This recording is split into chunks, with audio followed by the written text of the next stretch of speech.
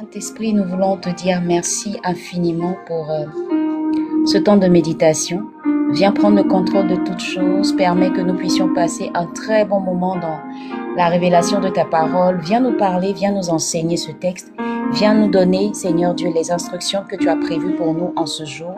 Bénis une personne sur ce live. Permets, Seigneur, que nous puissions avoir les orientations dont nous avons besoin pour réussir notre marche avec toi. Merci Saint-Esprit parce que tu prends le contrôle également de ce live. Tu prends le contrôle de toutes choses, les équipements, tout ce que nous utilisons. Seigneur, nous demandons simplement que ton esprit soit présent. Ouvre notre esprit, ouvre notre entendement. Et permet que rien ne soit compliqué ou difficile à comprendre, Seigneur, mais que ce soit toi-même qui nous enseigne au plus profond de notre être. Et que tout ce qui sera dit comme révélation reste gravé là dans notre cœur afin de marcher avec toi et dans notre esprit pour nous rappeler de tout ce que nous aurons appris, tout ce que nous aurions appris. Dans le nom de Jésus que j'ai prié. Amen, amen, amen. Ésaïe 53, verset 11, et je fais la lecture. Waouh!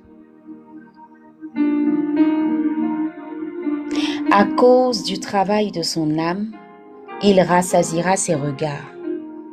Par sa connaissance, mon serviteur juste justifiera beaucoup d'hommes et il se chargera de leurs iniquités. Je reprends.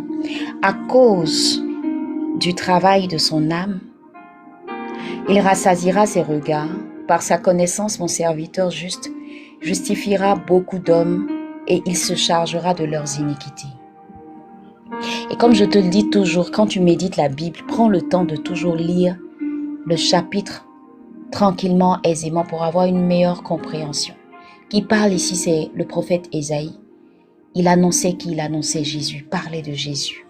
Et quand tu remontes au verset 1 du chapitre 53, qu'on médite, écoute bien ce qu'il dit. Qui a cru à ce qui nous était annoncé? Qui a cru à ce qui nous était annoncé? Qui a reconnu le bras de l'Éternel? Il s'est élevé devant lui comme une faible plante, comme un rejeton qui sort d'une terre desséchée. Il n'avait ni beauté ni éclat pour attirer nos regards, et son aspect n'avait rien pour nous plaire. Méprisé et abandonné des hommes, homme de douleur et habitué à la souffrance. Yes, semblable à celui dont on ne détourne le visage. Nous l'avons dédaigné. Nous n'avons fait de lui aucun cas. Cependant, ce sont nos souffrances qu'il a portées. C'est de nos douleurs qu'il s'est chargé. Et nous l'avons considéré comme puni, frappé de Dieu et humilié. Mais il était blessé pour nos péchés, brisé pour nos iniquités. Le châtiment qui nous donne la paix est tombé sur lui. Et c'est par ses meurtrissures que nous sommes guéris. Nous étions tous errants comme des brebis. Chacun suivait sa propre voie. Et l'Éternel a fait retomber sur lui l'iniquité de nous tous. Il a été maltraité et opprimé. Et il n'a point ouvert la bouche, semblable à un agneau qu'on mène à la boucherie, à une brebis muette devant ceux qui l'attendent. Il n'a point ouvert la bouche. Il a été enlevé par l'angoisse et le châtiment. Et parmi ceux de sa génération qui a cru qu'il était retranché de la terre des vivants et frappé pour les péchés de mon peuple, on a mis son sépulcre parmi les méchants. Amen. On a mis son sépulcre parmi les méchants.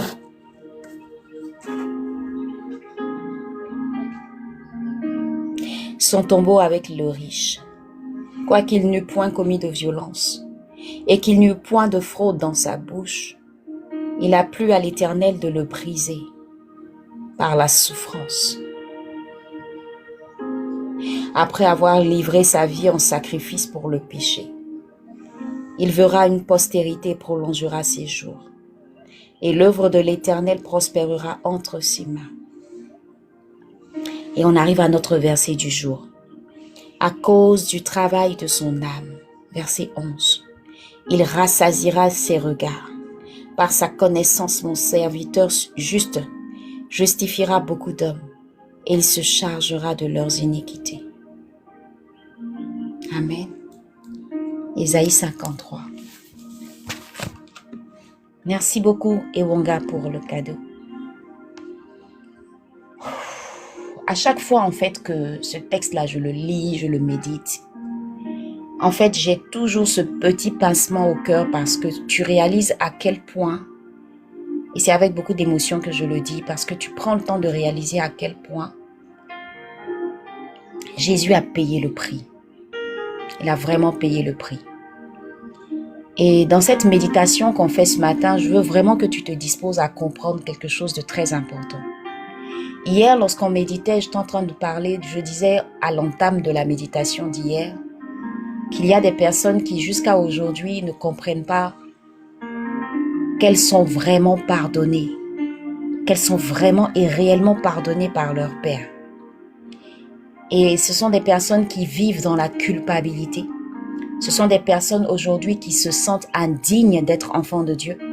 Ce sont des personnes aujourd'hui qui n'arrivent pas à se défaire de leurs péchés, de leurs fautes, des erreurs qu'elles ont eu à commettre dans le passé. Ce sont des personnes qui sont touchées et qui ont arrêté de vivre, qui ont cessé complètement de vivre, qui subissent la vie jour après jour. Ce sont des personnes qui se sont éteintes, des personnes qui se sont refroidies, des personnes qui se disent que la vie ne vaut même plus la peine d'être vécue. Et tu vois, quand tu lis ça, un texte comme ça, où le prophète Ésaïe, des années avant la venue de Jésus, prend le temps de prophétiser, de parler de lui. Il explique au détail près. Il explique ce qui va se passer. Et une chose qu'il précise, qui moi me touche énormément, il commence le verset en disant ceci. Qui a cru à ce qui nous était annoncé? Qui a reconnu le bras de l'Éternel? Parce que personne, lorsque Jésus est arrivé, personne ne l'avait reconnu. Ils attendaient tous le Messie en ce temps-là, mais ils n'ont pas pu le reconnaître. Ils n'ont pas pu le reconnaître. Ils n'ont pas su qu'ils étaient avec le Messie. Dieu est avec nous. Ils n'ont pas su. Pourtant, ils étaient en train de l'attendre. Pourtant, ils étaient censés le reconnaître. Ils étaient censés l'accepter. Mais au lieu de cela, il a été au contraire méprisé, abandonné, frappé, humilié, dédaigné, rejeté. Tu me diras oui, Nadi, ça fait partie du plan de Dieu. Exactement. Mais comment est-ce qu'on peut comprendre et expliquer que jusqu'à aujourd'hui, en 2024, ce même Jésus continue d'être rejeté par les hommes?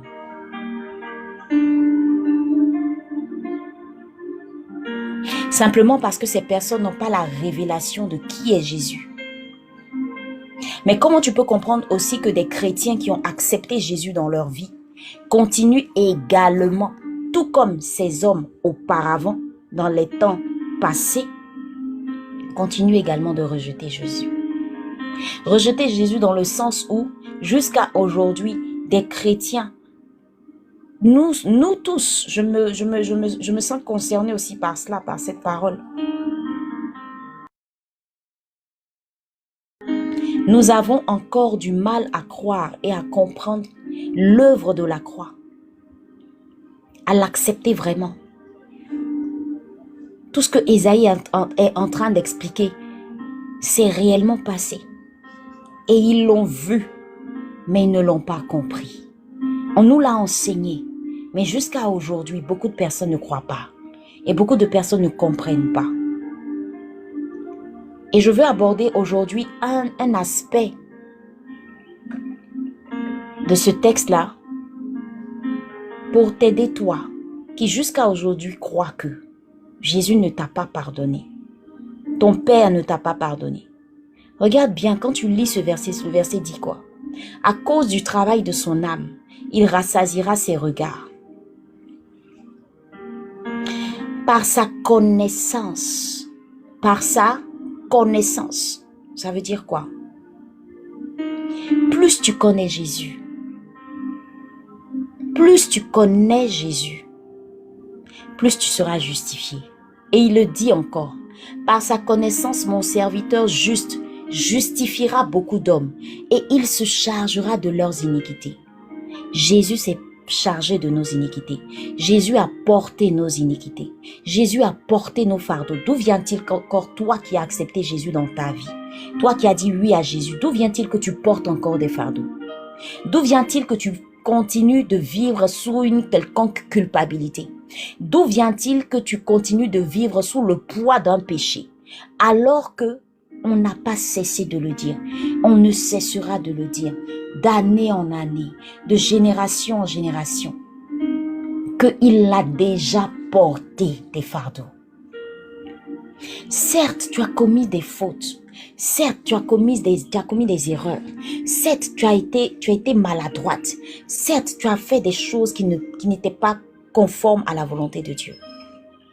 Mais on te dit que Jésus a porté tous les péchés du monde.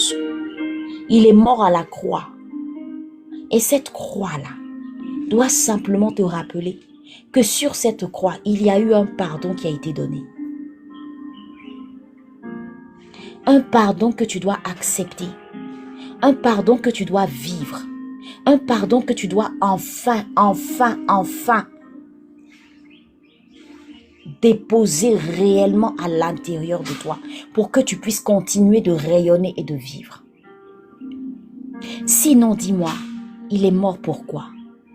Si tu continues de porter le poids de tous ces fardeaux qui te fatiguent depuis ton enfance, il est mort pourquoi? Cette parole, est-ce qu'elle ne te concerne pas? Cette parole, est-ce qu'elle n'est pas pour toi? Elle est pour nous tous. Vas-tu continuer encore de porter tous ces fardeaux-là alors qu'il y a déjà une personne qui a porté les fardeaux et son sang a coulé à la croix et il te dit encore que vas-y, vis ta vie librement. J'ai déjà tout porté. Vas-y, vis ta vie librement. Sois heureuse, sois épanouie, sois en paix, sois en joie. Continue d'avancer, continue de te battre dans cette vie. Même si l'ennemi vient te donner des coups, j'ai déjà vaincu tout ça. Même si les gens te haïssent, j'ai déjà vécu la haine. J'ai déjà vaincu le monde. Même si les gens te rejettent, j'ai déjà vaincu toutes ces choses. Même si tu vas vivre des tribulations, je suis déjà passé par là. J'ai déjà vécu tout ça. Et t'as pas besoin de te morfondre. T'as pas besoin de cesser de vivre. J'ai déjà vécu tout ça. Mais tu continues chaque jour de te lamenter pour les mêmes choses, de te rendre coupable pour les mêmes choses, de culpabiliser pour les mêmes choses. Tu continues chaque jour de dire, Seigneur, pardonne-moi alors qu'il t'a déjà pardonné. Tu continues de dire, cet avortement que j'ai fait là, je sais que plus jamais je ne vais avoir d'enfant alors qu'il t'a déjà pardonné le jour où tu es venu à lui et que tu lui as dit, papa, je te demande pardon, j'étais dans l'ignorance, je ne savais pas ce que je faisais. Il t'a déjà pardonné. Et moi, à chaque fois que je lis ce texte-là, je me dis, my God, jusqu'à quand nous-mêmes chrétiens, enfants de Dieu, qui voulons que les autres même connaissent et aiment notre Jésus, nous-mêmes, nous ne l'aimons pas profondément. On est limité dans notre amour avec Jésus. On le maintient limité, c'est-à-dire on ne le considère pas totalement. On ne considère pas le fait qu'il a été méprisé, abandonné, homme de douleur, qui a souffert, semblable à celui dont on détourne le visage. On l'a flagellé, on l'a rejeté, on l'a battu, on l'a cloué à la croix. On a pointé des clous à l'intérieur de ses mains, à l'intérieur de ses pieds, pour que toi, tu aies la vie, la liberté. Et toi, tu continues de dire, non, j'ai pas besoin de cette liberté-là. J'ai pas besoin de toi, Jésus. Mais pourtant, tu chantes Jésus. Tu danses Jésus à l'église. Tu es la personne qui parle de Jésus partout. Mais au fond de toi, tu vis encore sous le poids d'une quelconque douleur parce que tu estimes que tu n'es pas encore pardonné. Pourquoi tu fais ça? Pourquoi tu fais ça? Il a porté nos péchés. C'est bon là. C'est bon là. Tu as fini avec ça. Passe à autre chose. Avance. Bouge-toi, vis ta vie. Tu es libre en Jésus. Pourquoi tu continues de te morfondre? Pourquoi tu continues de dire, je sais que je vais jamais me marier parce que vraiment, dans ma famille, il n'y a que des malédictions, il n'y a que des condamnations. Il a porté tout ça. Il l'a fait. Ou tu crois en Jésus ou tu ne crois pas en Jésus. Des gens qui font des débats, Jésus est Dieu, Jésus n'est pas Dieu, Jésus n'existe pas, Jésus n'est pas réel. Toi, dis-moi, qu'est-ce que tu sais de Jésus? C'est quoi ta révélation de Jésus? C'est quoi ta révélation de Jésus?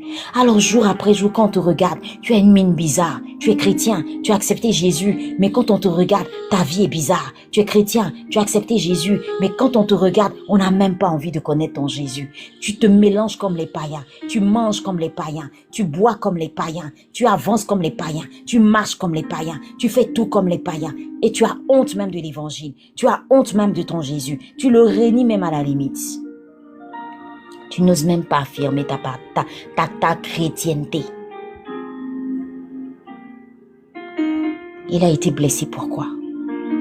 Pour nos péchés. Il a été brisé pourquoi?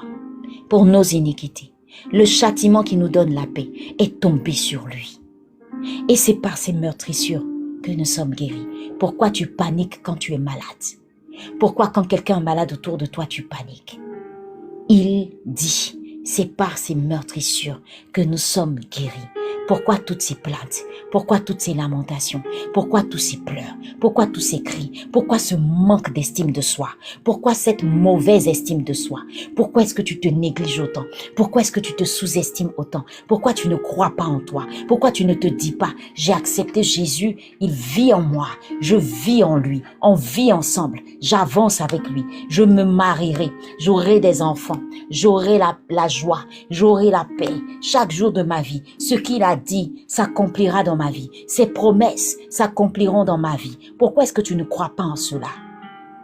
Et chaque jour que Dieu fait, tu te laisses manipuler par des pensées qui n'ont même pas leur raison d'être, des pensées contraires. L'ennemi connaît comment nous attaquer, nous enfants de Dieu qui n'avons pas réellement cru en cette parole. Il sait ta faiblesse. C'est ça, ta faiblesse, c'est qu'il sait qu'il y a une faille. Oh, elle est chrétienne, c'est vrai. Mais cette femme-là, cet homme-là, ils n'ont pas assez confiance en Jésus. Ils n'ont pas vraiment la révélation de Jésus. Je peux les attaquer. Et on t'envoie comme ça. Il t'envoie comme ça une flèche. Au niveau de tes pensées, parfois mais il ne te touche même pas. Juste au niveau de tes pensées, il commence à dire, ma soeur, tu vas jamais avoir d'enfant. Tu vas rester stérile toute ta vie. Regarde ta famille, tu vois pas que personne n'arrive à enfanter. C'est que des fausses couches. Ça va t'arriver aussi. Et toi, tu acceptes ça.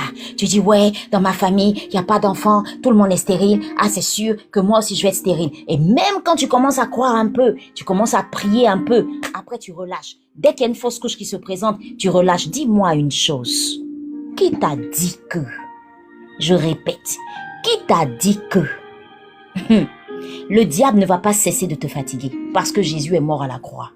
Qui t'a dit que le diable va cesser d'être diable parce que Jésus a donné sa vie à la croix? Qui t'a dit que le diable va cesser de venir toujours te mélanger, te provoquer, te lancer des flèches, te malmener parce que Jésus a accompli l'œuvre à la croix? Le diable, il est dans son rôle. Il joue son rôle. Chacun joue son rôle. Jésus a joué son rôle et continue de jouer son rôle dans nos vies. Soit tu es du côté de Jésus, soit tu es du côté du diable. Il n'y a pas deux camps, il n'y a pas trois camps en fait. Il n'y a pas trois camps. Il n'y a pas trois camps. Ou tu crois en Jésus, ou tu te laisses manipuler par le diable à gauche. Il n'y a pas trois camps. Donc quand toi-même tu es en train d'accepter le fait que, oui, comme dans ma famille on n'enfante pas, je ne vais pas enfanter. Mais Jésus te regarde. Tu n'es pas concerné par l'œuvre à la croix. Tu n'es pas concerné par le tout est accompli. Ne mélangeons pas les choses. Pourquoi est-ce que moi je suis chrétienne, j'ai Jésus dans ma vie, je ne comprends pas pourquoi, j'ai encore des problèmes, j'ai encore des difficultés, le diable m'attaque, le diable fait ci, mais il va continuer de t'attaquer.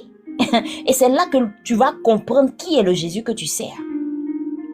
S'il ne t'attaque pas, comment toi tu fais pour connaître vraiment ton Jésus? Dis-moi, si tu ne me connais pas bien, est-ce que tu es capable de dire Nadie est comme ci ou comme ça? C'est lorsque tu apprends à me connaître, lorsque tu me côtoies, lorsque tu me fréquentes, lorsque tu me vois faire, que tu diras que Nadie est comme ci ou comme ça. Donc si tu n'as pas eu d'expérience personnelle avec moi, tu ne peux pas parler de moi à quelqu'un. Tu ne peux même pas croire en moi.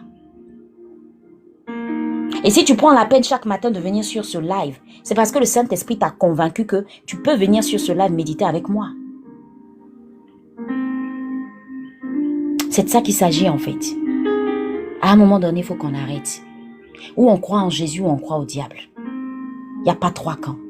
Un pied dedans, un pied dehors. La Bible dit tiède, je te vomirai. Tiède, je te vomirai. C'est pas tiède, je vais accepter encore, je vais voir encore si je peux t'accepter. Tiède, je te vomirai. Froid, alors là on n'en parle même pas. Tu deviens froid, pourquoi? Parce qu'un homme t'a abandonné? Parce que quelqu'un n'a pas connu ta valeur? Alors tu changes d'attitude, tu deviens triste, tu te morfonds, tu arrêtes de vivre, tu peux plus vivre. Non, il m'a abandonné, j'ai fait de cet homme ce qu'il est aujourd'hui, j'ai mis tout mon argent dans lui, j'ai fait tellement de choses. On ne dit pas non, ma sœur. On ne dit pas non. Mais ta vie doit avancer. Ça a été un accident de parcours. Ça s'est pas bien passé. Mais quand tu connais ton Jésus, tu sauras que la Bible dit, toutes choses concourent au bien de ceux qui aiment Dieu et de ceux qui sont appelés selon son dessein. Toutes choses, c'est pas une chose. Tout ton parcours, le plus désagréable qu'il soit, le plus dur qu'il soit, le plus difficile qu'il soit, le plus catastrophique qu'il soit, le plus chaotique même qu'il soit, ton passé lourd que tu estimes tellement lourd à cause de ça, tu te caches, tu te morfonds, tu restes dans ton coin. Laisse-moi te dire que la Bible dit, toutes choses concourent au bien de ceux qui aiment Dieu. Tant que tu aimes Dieu et que tu es appelé selon son dessein, ce parcours catastrophique et chaotique ne fera pas de toi, ne t'empêchera pas d'aller jusqu'au bout de ta destinée. Non, tout va dépendre de toi. Si tu sais voir les choses, si tu sais lire, avoir un bon regard de tout ce qui se fait avec Dieu, qui est avec toi, tu te rendras compte qu'il est capable de transformer ce parcours chaotique en un parcours glorieux. Mais ça encore, quand on te le dit, tu cries amen dans les commentaires. Là où tu es chez toi, tu cries amen. Mais 2 jours après, lorsque tu seras face à un problème ou une difficulté, tu vas oublier que toute chose concourt au bien de ceux qui aiment Dieu.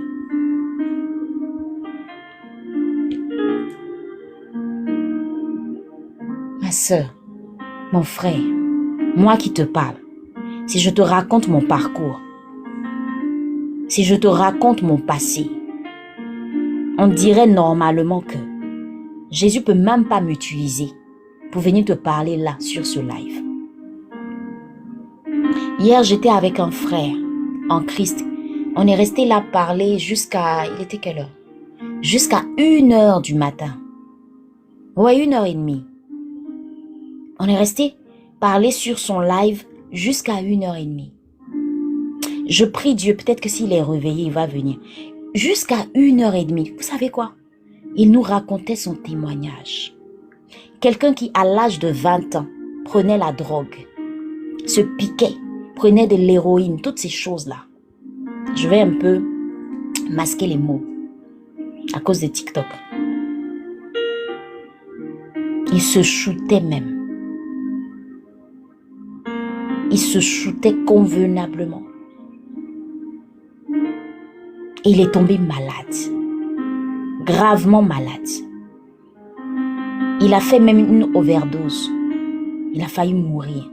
Mais Dieu n'a pas permis qu'il meure à chaque fois. Il a eu des maladies étranges. Mais Dieu l'a préservé à chaque fois. Aujourd'hui, c'est quelqu'un qui parle de Dieu. Quand il nous expliquait son témoignage, j'étais tellement touchée. Je dis, mon Dieu, on peut vivre ça. Il est venu de loin. Mais aujourd'hui, il parle de Dieu. Dieu l'a récupéré. Comment? En traitant des maladies incurables qui étaient dues au fait qu'il ait pris autant de drogue.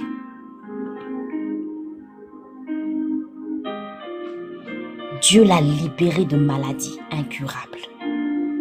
Jésus là, il est réel.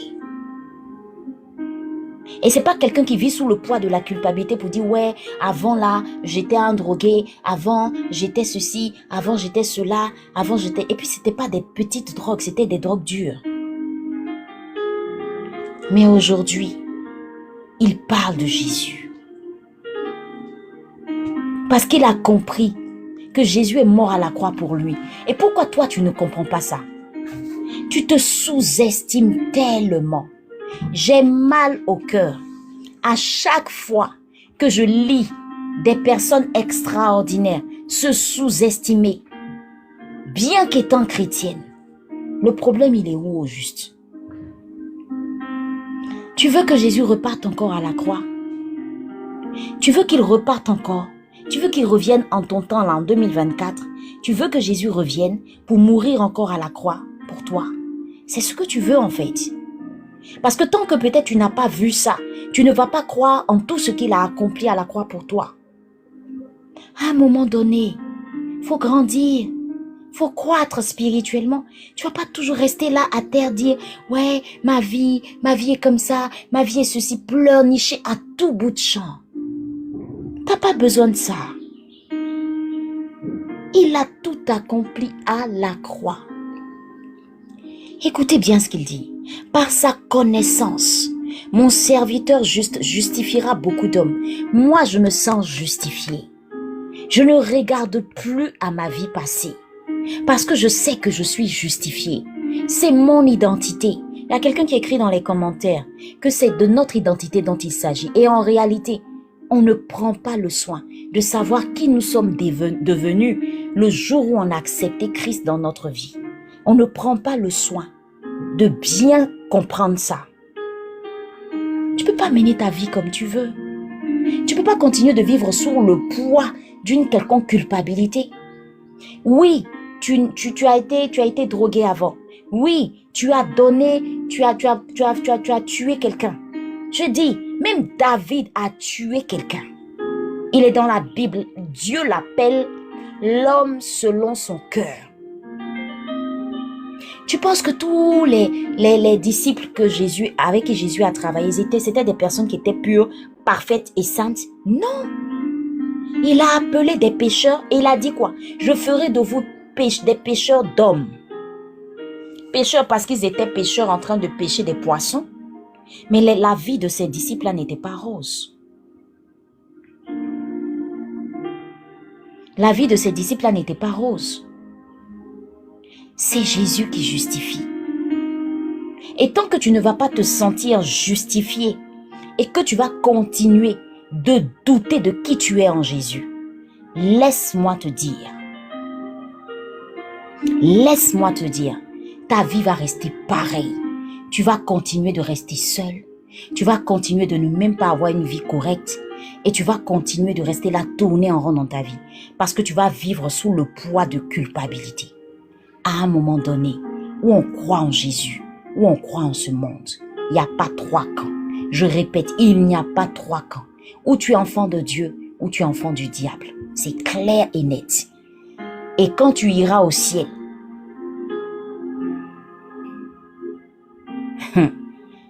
quand tu vas mourir plus tôt, c'est là que tout va se jouer. Alors la Bible nous dit, le texte nous dit qu'il a porté nos iniquités. Il s'est chargé de nos iniquités. Il nous a justifiés. Et toi, tu dis non. Jésus, tu ne m'as pas bien justifié. Attends, moi-même, je vais me justifier.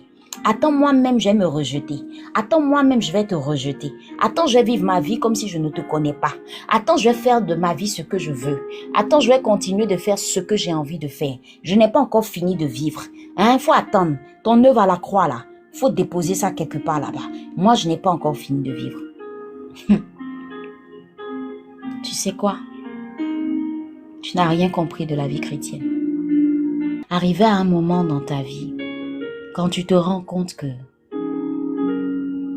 tu es sorti de quelque part, rends grâce à Dieu et sers le Seigneur de tout ton cœur.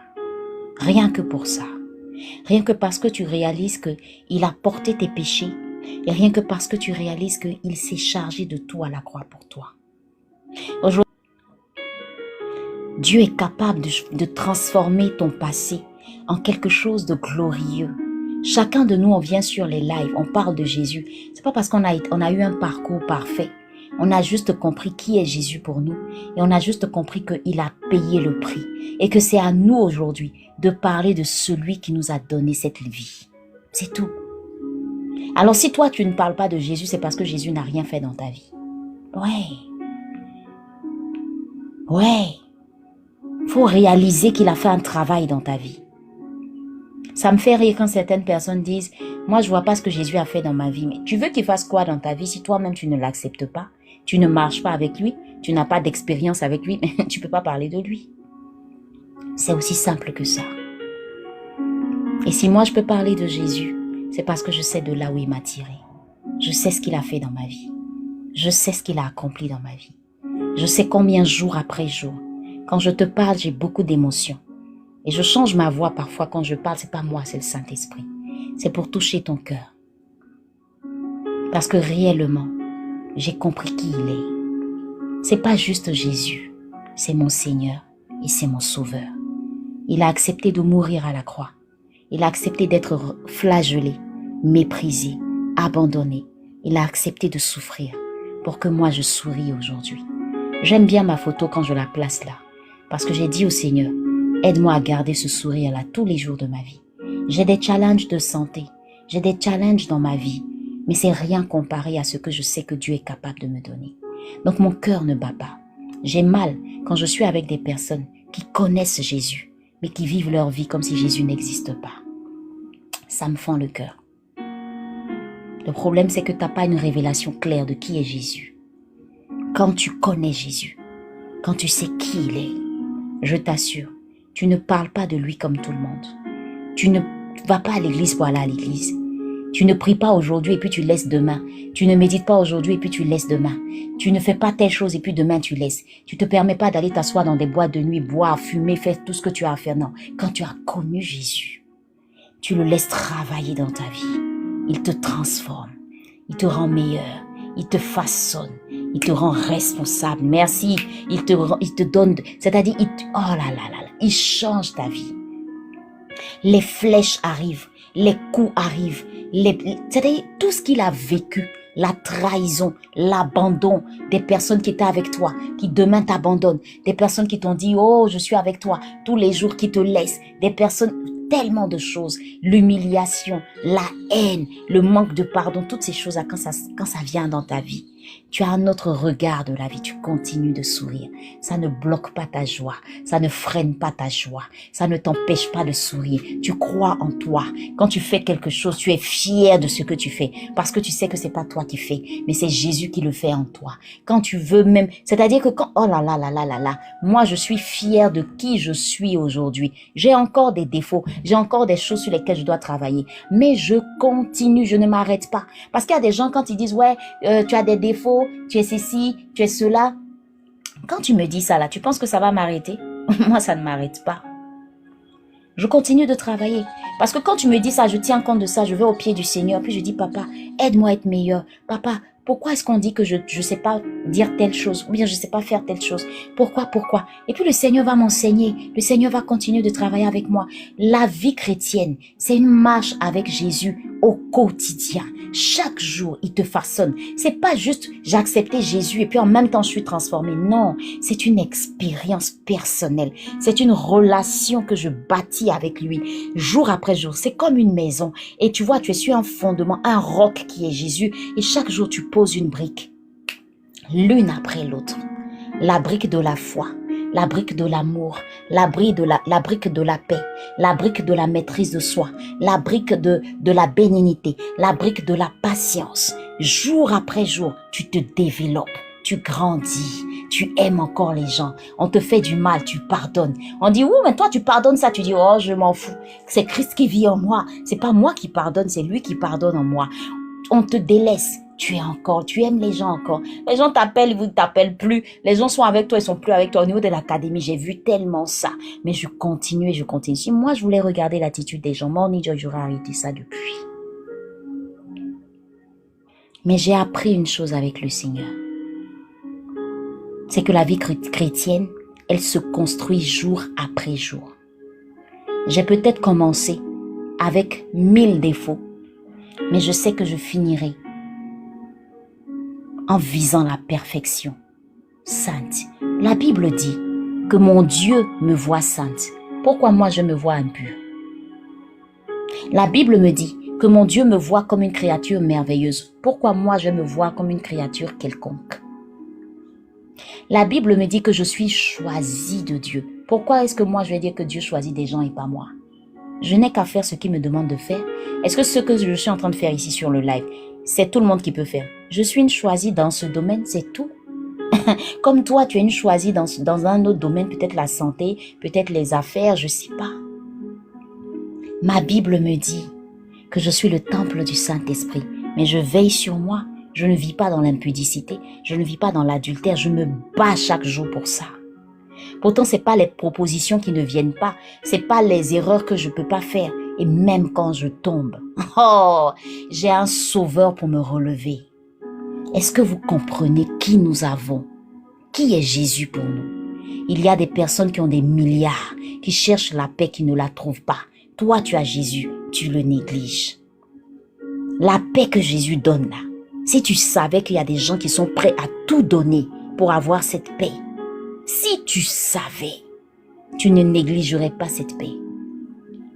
On doit te demander pardon pour que tu aies des temps de prière. On doit te demander pardon pour que tu aies des temps de méditation. On est tous passés par là. Et même dans notre marche chrétienne, même moi Nadie, il y a des moments où j'ai pas envie de méditer. Mais quand ça vient comme ça dans mon esprit là, j'ai dit, hé, Seigneur, pardonne-moi. J'ai pas envie de méditer. Oula, Saint-Esprit, pardon, aide-moi. C'est tout. Et je m'efforce à aller prendre mon verset, mon cahier de méditation, et puis commencer à méditer.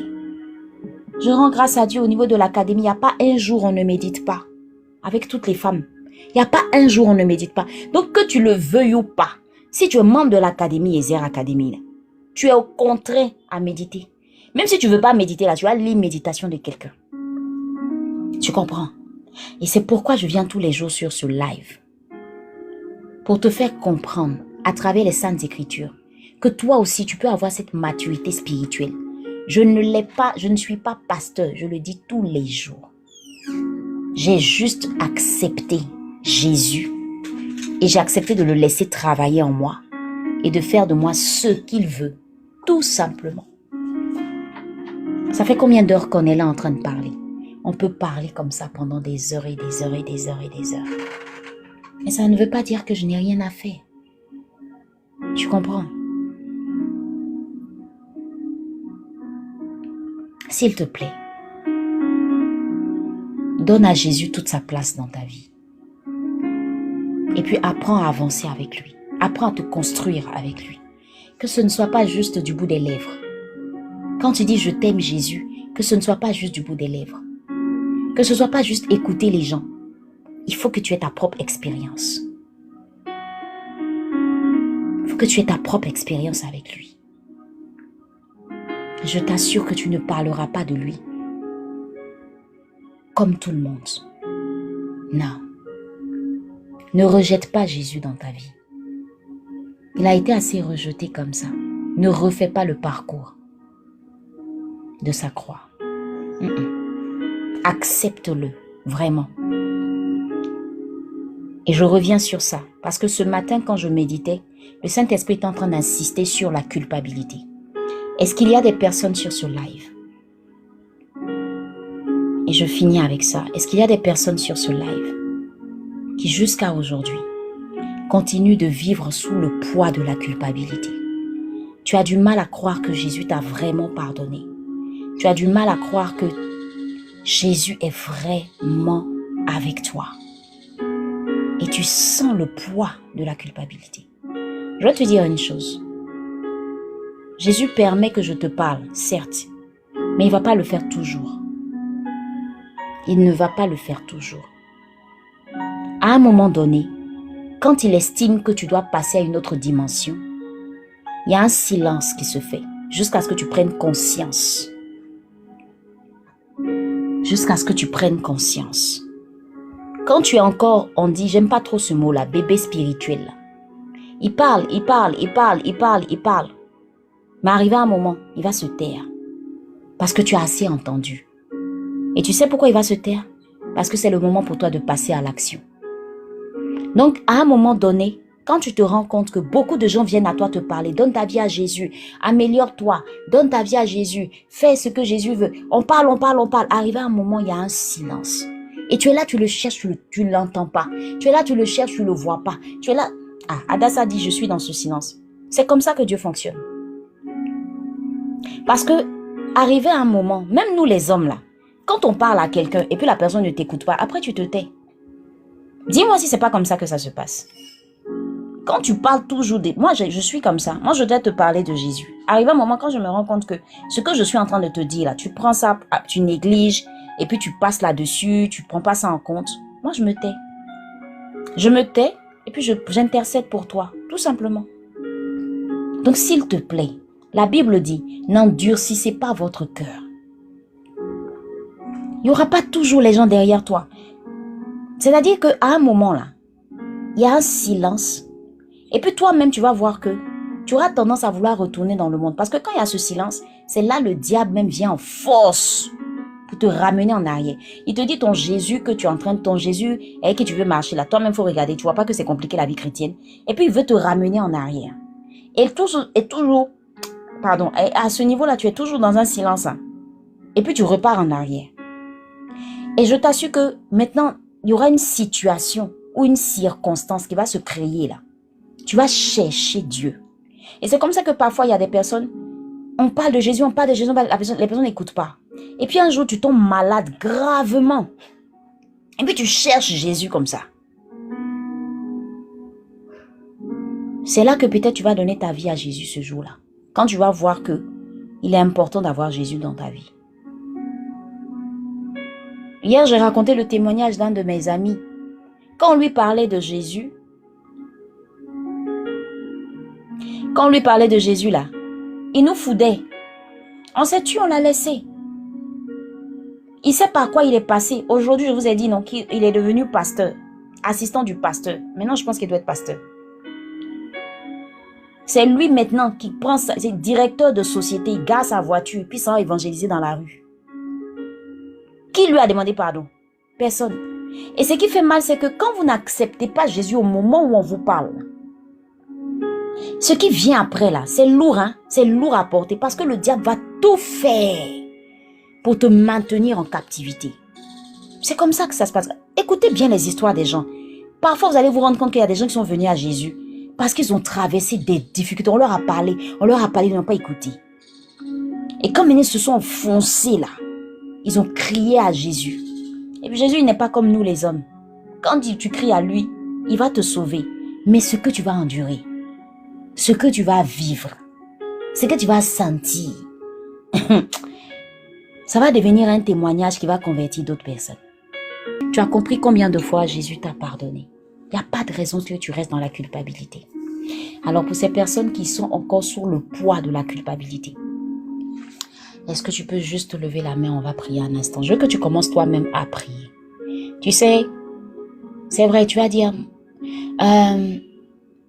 coach n'a dit, mentor n'a dit, maman n'a dit, prie pour moi. Non, la meilleure prière, c'est celle que tu fais avec ton cœur à ton papa. C'est celle que tu fais avec ton cœur, avec ton papa. Est-ce qu'il y a des personnes qui ont vraiment envie de renouer leur intimité avec papa? Qui ont vraiment envie, qui ont perdu leur vie de prière, leur vie de méditation. Tu tournes en rond, tu ne sais pas comment faire, tu ne sais pas comment avancer. Est-ce qu'il y a des personnes qui veulent vraiment revenir à Jésus, reprendre leur vie de prière, repartir de plus belle avec lui? Je te laisse juste quelques instants. Commence à parler au Seigneur. Jésus, nous t'aimons, Jésus. Nous t'aimons plus que tout, Jésus. Nous t'aimons plus que tout, Seigneur. Nous t'aimons plus que tout. Crois en cet amour que nous déclarons sur ce live ce matin, Papa. Nous t'aimons vraiment. Nous t'aimons de tout notre cœur, Seigneur. Merci, merci, merci pour les cœurs que tu guéris en ce moment. Merci pour la paix que tu déposes dans les cœurs ce matin.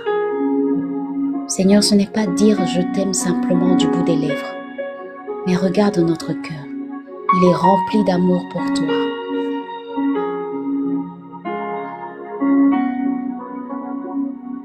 Oui, Seigneur. Tu es tout pour moi. Garde-nous près de toi, Jésus. Garde-moi près de Seigneur, quand je contemple la bonté, la fidélité, ton amour, ce que tu as fait pour nous, on a médité un texte aujourd'hui, Ésaïe 53, verset 11, qui nous rappelle ce que tu as fait pour nous. Seigneur, combien de fois tu as été méprisé, abandonné, rejeté. Et quand nous contemplons cela, Jésus, nous ne pouvons que dire, Papa, merci.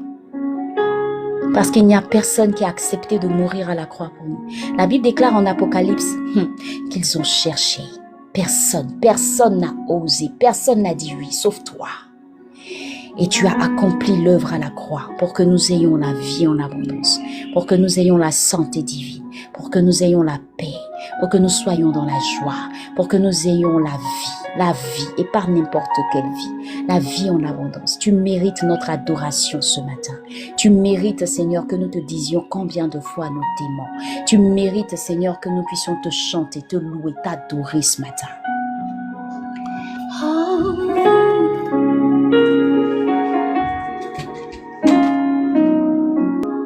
Le Saint-Esprit, il est là. Il est là et il est en train de faire un vrai travail dans les cœurs. Garde-moi près de toi. Seigneur, merci pour ce moment que nous avons passé dans ta présence. Merci pour toutes ces personnes que tu as bénies, que tu as restaurées. Nous te rendons toute la gloire. Merci pour ces personnes que tu as ramenées à toi, qui ont pris conscience de leurs erreurs, et qui, Seigneur, ont décidé de renouer avec toi, de restaurer leur amitié avec toi, de restaurer leur intimité avec toi. Merci Jésus pour ce que tu as fait. À toi seul soit la gloire au nom de Jésus. Amen. Amen, amen.